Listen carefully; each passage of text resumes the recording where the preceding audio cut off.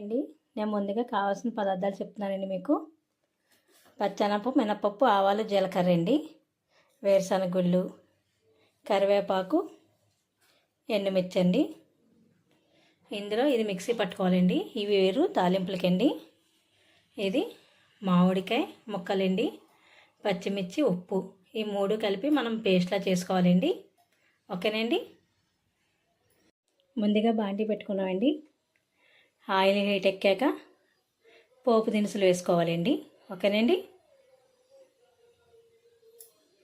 Oil వీటెక్కిందండి. పచ్చెనపప్పు, మినపప్పు, ఆవాలు, జీలకర్ర అండి.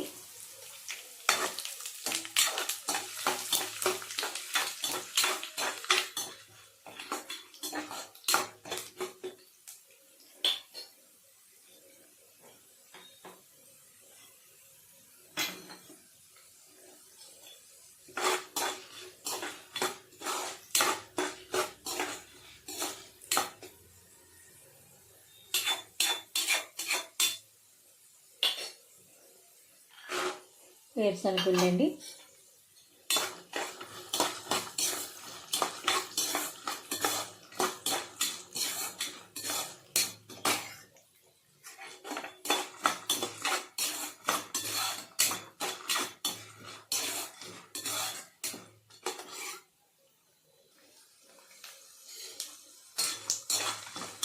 మన పోపు దినుసులు వేగినాయి కదండి. ఇప్పుడు ఇందులో కరివేపాకు, ఎండుమిర్చి వేసుకోవాలండి.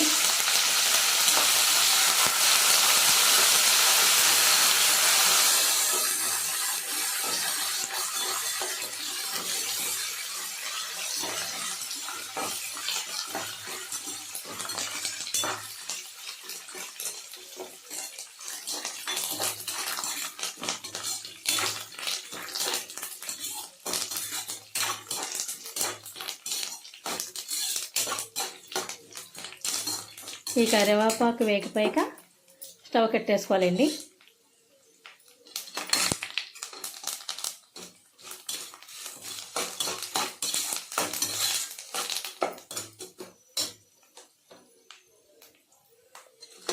ఇప్పుడు చల్లారాక మనం కలుపుకుందామండి. ఇంతకీ నేను ఏం చేస్తున్నానంటే ఇదిగోండి మామిడికాయది ఈ విధంగా పేస్ట్ చేశానండి. మామిడికాయ, పచ్చిమిర్చి, ఉప్పు వేసాను కదండి, పేస్ట్ చేశాను. ఈ తాలింపులు, ఈ మామిడికాయ పేస్ట్ అండి, ఇది రైస్ అండి. నేను మామిడికాయ పులిహోర చేస్తున్నానండి. ఇది చల్లారాక మనం కలుపుకుందాం. ఓకేనండి. ఇదిగోండి తాలింపులు చల్లారాక దాంట్లో పసుపు వేసుకున్నానండి. పసుపు వేసి రైస్ వేసి కలిపేసానండి. ఇదిగోండి ఈ విధంగా మొత్తం రైస్ని అంతా కలిపానండి. ఇప్పుడు రైస్ చల్లారిందండి. ఇప్పుడు మనం దీంట్లో ఇందాక మనం మిక్సీ పట్టుకున్నాం కదండి, ఈ మామిడికాయ పేస్ట్ని వేద్దామండి. ఓకేనండి. ఇదిగోండి మామిడికాయ పేస్ట్ వేసి ఈ రైస్ అంతా మనం బాగా కలుపుకోవాలండి. ఓకేనండి. ఇదిగోండి మొత్తం అంతా ఈ విధంగా మనం మామిడికాయ పేస్ట్ని ఇలా గరిటతో కలిపేసుకోవాలండి. అంటే నాకు ఒక చేత్తో కుదరదు కదండి, మరి వీడియో తీయడం కదా, అంతవల్ల కలిపేశాక చూపించాను అనమాట అండి మీకు. ఇలా గరిటతోనే మొత్తం మనం కలిపేసుకోవచ్చండి. నేను ఇదే విధంగా మొత్తం కలిపేసానండి.